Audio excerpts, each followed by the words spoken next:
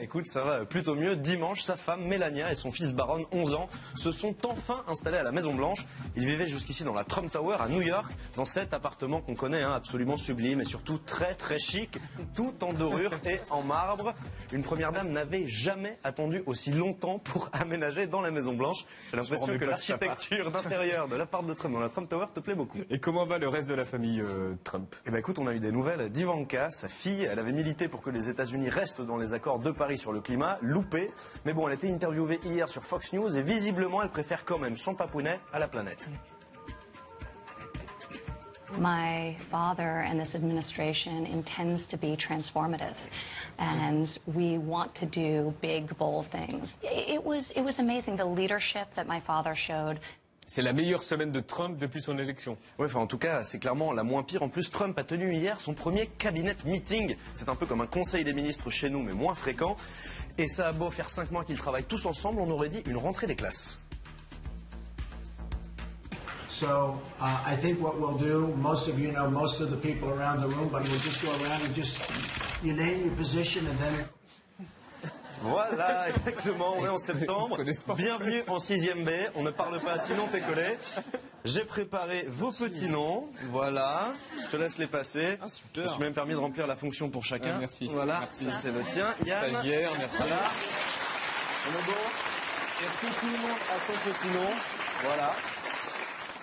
Voilà, silence dans les rangs. On retourne à Washington. Alors, on soupçonne Trump d'avoir organisé son cabinet meeting pour mémoriser le nom de ses ministres, mais aussi pour pouvoir élire le plus gros faillot de la bande.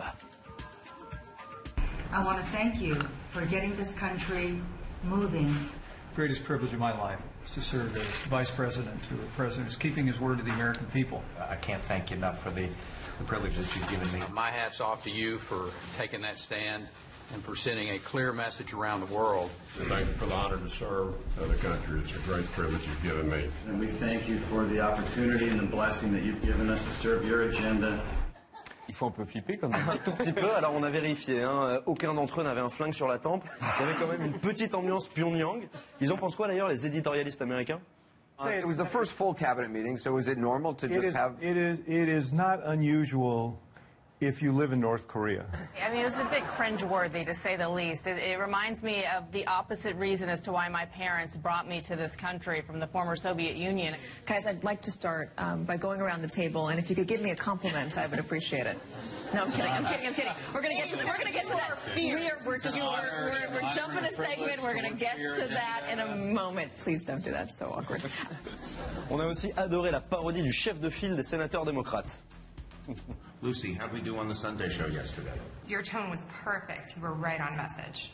Michelle, how'd my hair look coming out of the gym this morning? You have great hair. Nobody has better hair than you. Before we go any further, I just want to say thank you for the opportunity and blessing to serve your agenda. That's great. Voilà comment ça se passe là-bas. Bah, du coup, je voulais vous proposer de faire exactement la même chose avec notre patron. T'es extraordinaire, t'es génial. Comment ta cravate est magnifique. Qui a mieux? Yann, t'es tout simplement le présentateur le plus beau de l'histoire de la télévision française. Et je suis à la fois honoré et ému de travailler avec toi. Merci. T'es ubuesque. Merci. Je voulais te remercier de nous permettre de faire notre travail et de le montrer à la France. Merci beaucoup. Vraiment, c'est super. Et toi? Ah non, moi c'est bon, tu es parfait. Alors, je voulais quand même terminer avec un chiffre. Attention la classe. Si je vous montre ça. 71. 71? Non?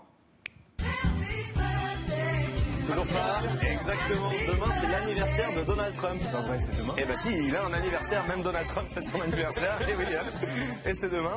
Et il pourra fêter ça. 38%. Ça... Et ben c'est sa cote de popularité. C'est la plus basse jamais enregistrée par un président après 5 mois à la Maison Blanche. On en reparle demain. Joyeux anniversaire. L'anniversaire de Trump. Demain. On va pas manquer ça. Bon, ben le stagiaire reprend la main. Tous les matins, Laurent Macabias et Antoine Enlay